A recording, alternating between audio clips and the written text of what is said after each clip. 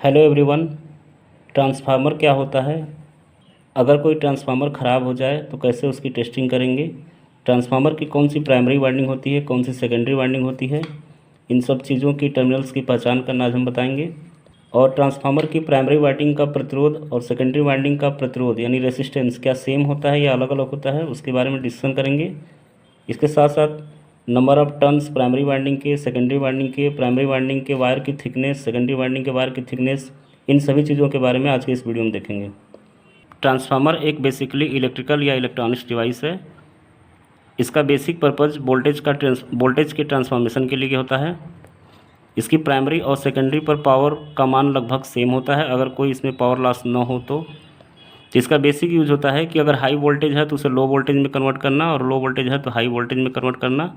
इसके करस्पॉन्डिंग इसकी करंट में भी चेंजेस होता है ताकि दोनों की तरफ पावर मेंटेन रहे, प्राइमरी वाइंडिंग और सेकेंडरी वाइंडिंग पर। तो हमने यहाँ पर दो centre tapped step down transformer लिया हुआ है। यह जो ट्रांसफार्मर है यह 606 रेटिंग वोल्टेज का है, 500 मिली एम्पियर का है। तो जैसा कि आप जानते होंगे ट्रांसफार्मर में दो वाइंडिंग्स होती है, एक प्राइमरी वाइंडिंग और एक सेकेंडरी वाइंडिंग।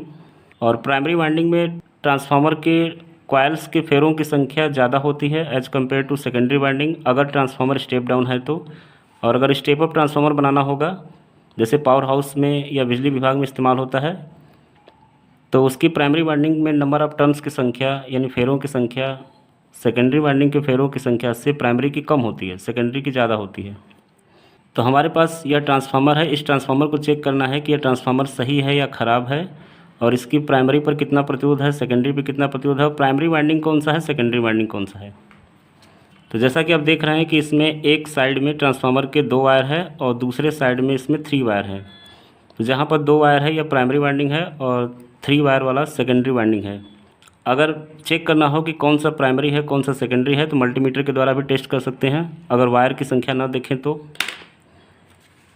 सबसे पहले टेस्ट करते हैं कि यह ट्रांसफार्मर सही है या ख़राब है।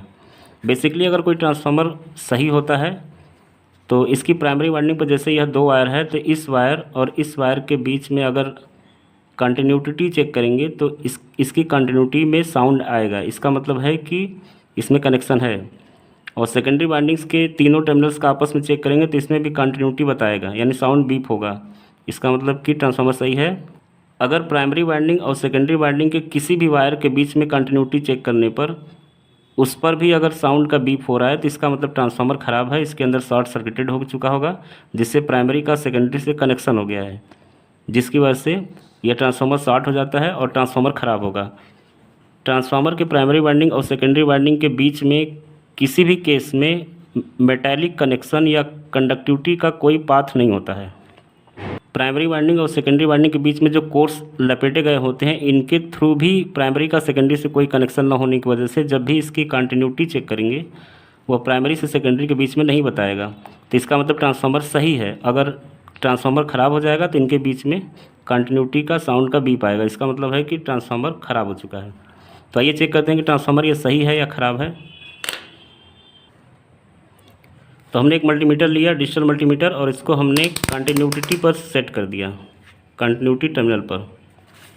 इसके बाद अगर इस ट्रांसफार्मर की ये दोनों रेड वायर जो कि प्राइमरी है, बाद में बताएंगे कि प्राइमरी क्यों है, इन दोनों को चेक करेंगे तो इसमें साउंड का बीप आ रहा है, इसका मतलब कि इन दोनों का आपस में कनेक्शन है।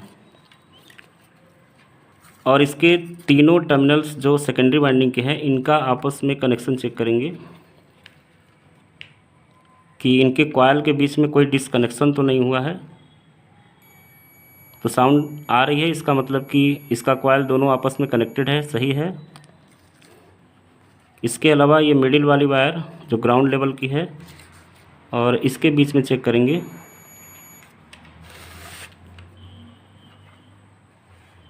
तो इसमें भी साउंड का कनेक्शन, साउंड आ रही है, इसका मतलब है कि इन सबके सेकेंडरी वाइंडिंग के कॉइल्स आपस में सही हैं, प्रॉपर रूप से कनेक्टेड है। अब ट्रांसफार्मर ख़राब है कि सही है इसका चेक करना हो तो प्राइमरी का सेकेंडरी से कंटिन्यूटी चेक करेंगे। अगर प्राइमरी का सेकेंडरी से कंटिन्यूटी बताया तो इसका मतलब है कि ट्रांसफार्मर शॉर्ट सर्किटेड है और यह ख़राब है। तो हमने एक कनेक्शन लगाया प्राइमरी पर और एक लगा रहे हैं सेकेंडरी पर, तो इसमें साउंड का कोई बीप नहीं आ रहा है, सेकेंडरी के अगर दूसरे वायर पर लगाएं, यहाँ पर भी कोई साउंड नहीं आ रहा है।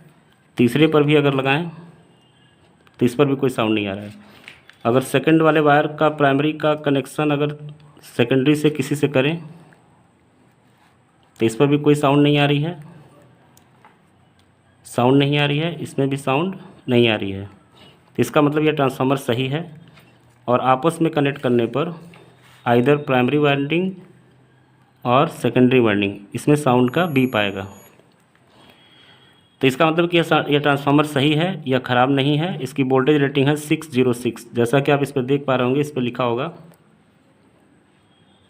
यहाँ पर 606 वोल्ट का है और करंट रेटिंग देखेंगे तो ये 500 मिली एम्पियर का है।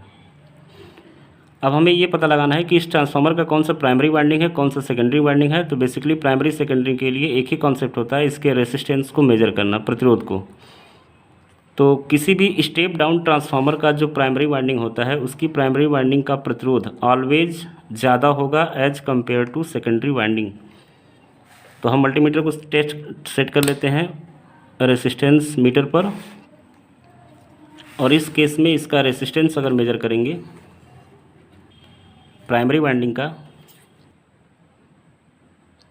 तो इसका मान बता रहा है लगभग 365 ओम, 365 ओम। इसके प्राइमरी वाइंडिंग का जो रेसिस्टेंस है वह 365 ओम है। तो इसकी रीडिंग लिखते हैं।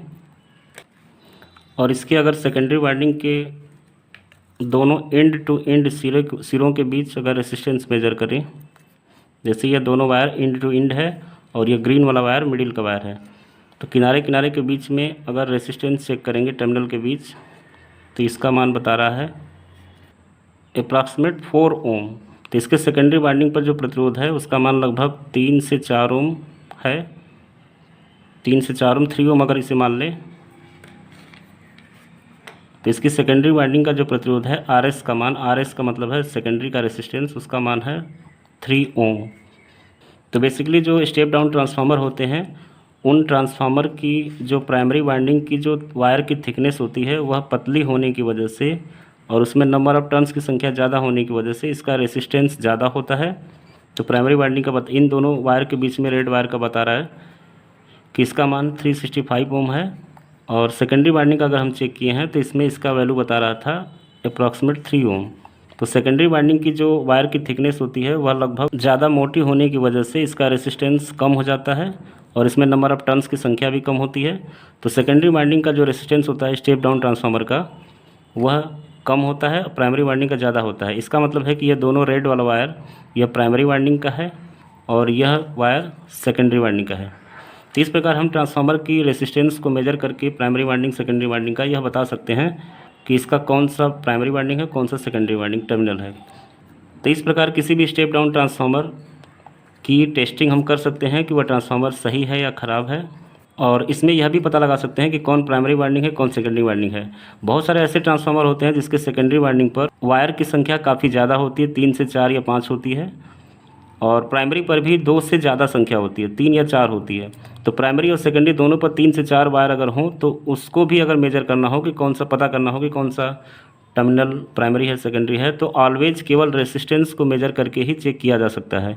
इसके अलावा ट्रांसफार्मर अगर ओपन है, जैसे ये ओपन है, तो इसकी थिकनेस को देख करके बता सकते हैं कि प्राइमरी वाइंडिंग का वायर ऑलवेज पतला होता है, सेकेंडरी वाइंडिंग का वायर ऑलवेज मोटा होता है। तो थिकनेस से भी बता सकते हैं कि कौन प्राइमरी वाइंडिंग का कनेक्शन होगा, कौन सेकेंडरी वाइंडिंग का होगा। Thank you.